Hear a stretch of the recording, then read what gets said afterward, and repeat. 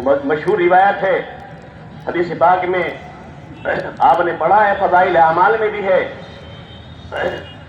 مدینہ طیبہ میں مسجد کے قریب میں کچھ مکانات فروخت ہونے لگے. کچھ لوگوں نے ارادہ کیا کہ اپنے دور دراز رہنے والے حضرات صحابہ نے ارادہ کیا کہ اپنے مکانات کو فروخت کر دیں، مسجد کے قریب آ جائیں تاکہ مسجد کا قرب حاصل ہو جائے. آقا نبی کریم علیہ السلام نے فرمایا نہیں، اپنے مکانات کو لازم پکڑو، مسجد سے دور رہو، اس لیے کہ تمہارے قدم اللہ کی بارگاہ میں لکھے جاتے ہیں. ہر قدم پر اللہ تبارک و تعالیٰ کی نیکیاں ملتی ہیں. جس قدر تم چل کر مسجدوں میں آؤ گے اللہ تبارک و تعالیٰ اتنی ہی نیکیاں تمہیں عطا فرمائے. اور ایک حدیث پاک میں تو اتنی بڑی فضیلت ہے، آقا نبی کریم علیہ السلام نے فرمایا کہ جو شخص جمعے کے دن جمعے کی نماز ادا کرنے کے لیے 6 کام کر کے اللہ کے فریضے کو ادا کرنے کے لیے مسجد جاتا ہے، اس کے لیے آقا نبی کریم علیہ السلام نے فرمایا ہر قدم پر 1 سال کی نمازوں کا 1 سال کے روزوں کا ثواب ملتا ہے. 100 قدم بھی بڑھ گئے، آقا نبی کریم علیہ السلام نے فرمایا 100 قدم بھی، ہر قدم پر 1 سال کے روزوں کا 1 سال کی نمازوں کا آپ حساب لگا لیں. 100 قدم بھی بڑھ گئے تو 100 سال کی نمازوں کا 100 سال کے روزوں کا 1 دن میں ثواب ملتا.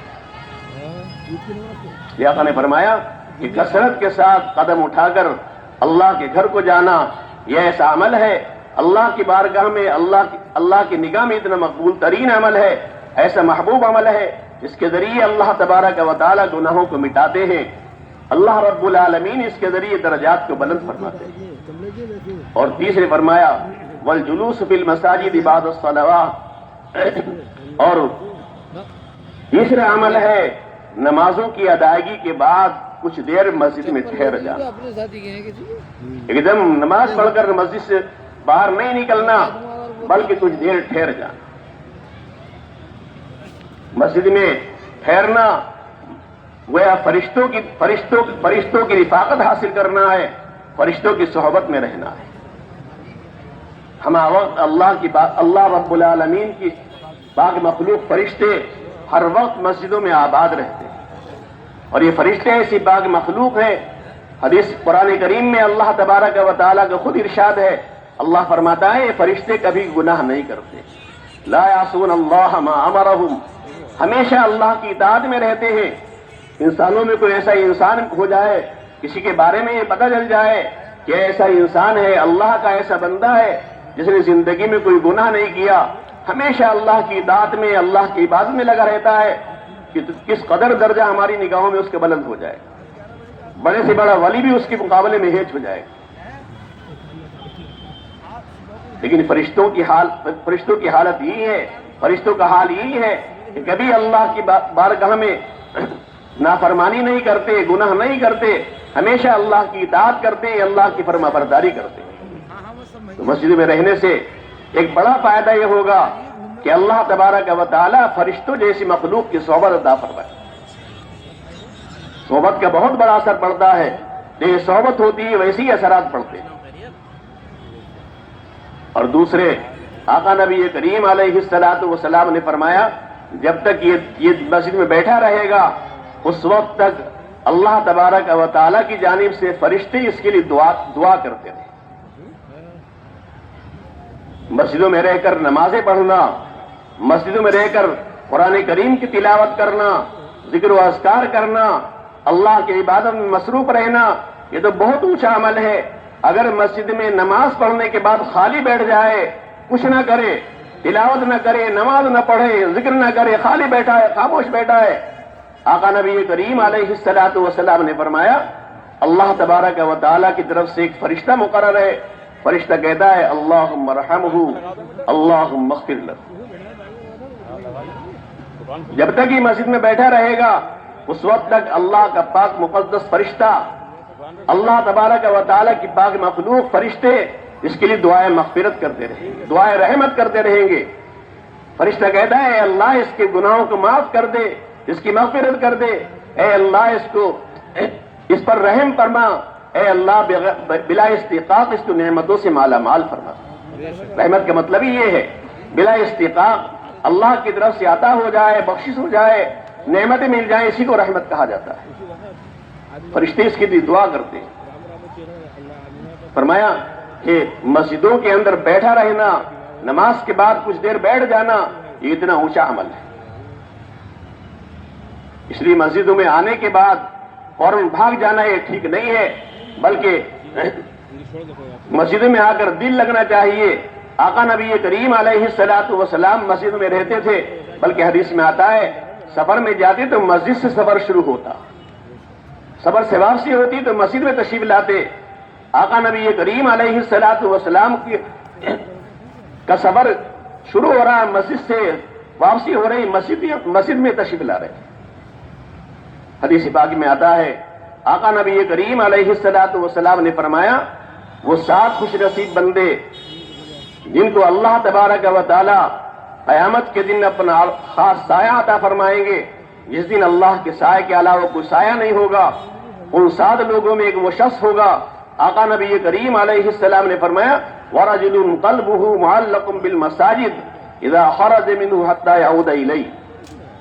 ان 7 خوش نصیب لوگوں میں ایک وہ شخص ہوگا جس کا دل مسجدوں سے اٹکا رہتا ہے، ہمیشہ مسجدوں میں دل لگا رہتا ہے، جب نکلتا ہے تو نظام بنا کر چلتا ہے، پروگرام بنا کر چلتا ہے کہ میں اگلی نماز جماعت سے پڑھوں گا، ایسا نظام بنا کر چلتا ہے کہ نماز جماعت کی فوت نہ ہو جائے، چھوٹ نہ جائے، پہلے سے نظام بنا لیا۔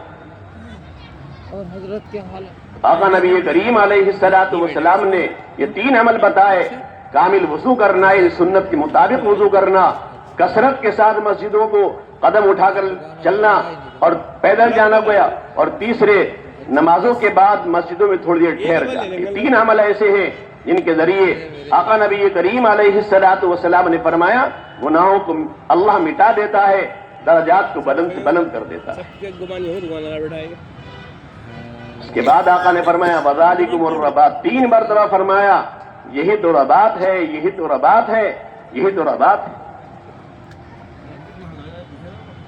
آقا نبی کریم علیہ الصلوۃ والسلام نے فرمایا مرابط فی سبیل اللہ، رباط فی سبیل اللہ کرنے والا، اللہ کے دین کی حفاظت کے لیے اپنے آپ کو محفوظ کرنے والا، قید کرنے والا، ایک جگہ پر روکنے والا، اللہ کی نگاہ میں ایسا محبوب بندہ ہوتا ہے۔ آقا نبی کریم علیہ الصلوۃ والسلام نے فرمایا اگر یہ مر جائے تو قیامت تک اس کے وہ اعمال جاری رہیں گے جن اعمال کو یہ کیا کرتا تھا۔ آپ بڑے سے بڑا صدقہ کر دیں، مسجدیں بنا دیں، کتنا ہی بڑا دین کا کام کر دیں، جب تک وہ چیز باقی رہے گی آپ کو صدقے کا ثواب ملے گا۔ لیکن حدیث میں آقا نے فرمایا مرابط فی سبیل اللہ، اللہ کی نگاہ میں ایسے مقام کا حامل ہے، اگر یہ مر جائے، انتقال کر جائے اس حالت میں، اللہ تبارک و تعالی قیامت تک اس کے عمل کو باقی رکھتے ہیں۔ اتنا اونچا عمل ہے یہ نمازوں کے بعد مسجدوں میں ٹھہر جانا، اللہ تبارک و تعالی کے گھر سے دل لگانا، اتنا اونچا عمل ہے۔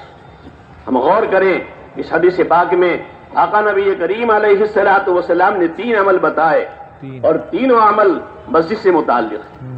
وضو کرنے کے بعد بھی آدمی مسجد جاتا ہے، اور کثرت سے قدم اٹھا کر تو مسجد جانا ہی ہے، اور تیسرا عمل تو خاص مسجد کا ہے، نمازوں کے بعد ادا کرنے کے بعد ٹھہر جانا۔ تینوں چیزوں کا تعلق مسجد سے ہے۔ اس کا مطلب یہ ہوا جس بندے کا تعلق مسجد سے ہو جائے اللہ تبارک و تعالی اس کے گناہوں کو مٹا دیتے ہیں، اللہ رب العالمین اس کے درجات کو بلند فرما دیتے ہیں۔ ہماری اس دعوت کا اصل منشا اور مقصد بھی بنیادی یہی ہے کہ امت کا ہر فرد مسجد سے جڑ جائے، امت کا تعلق مسجد سے جڑ جائے، ساری امت مسجد سے جڑ جائے، امت کا ایک ایک فرد مسجد والا ہو جائے، مسجد والا کہلائے۔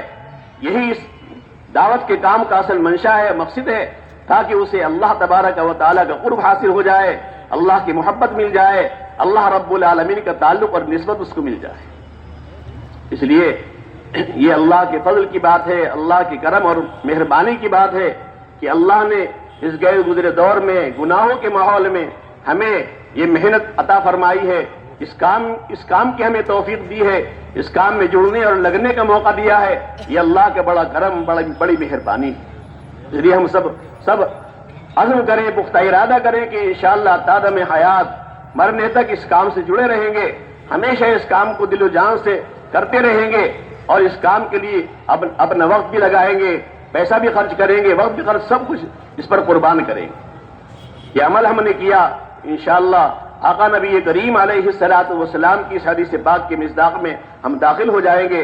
اللہ تبارک و تعالی مجھے بھی سب لوگوں کو عمل کی توفیق عطا فرمائے، کہنے سننے کو قبول فرمائے، غلطی کو معاف فرمائے۔ آخر دعوانا الحمدللہ رب العالمین۔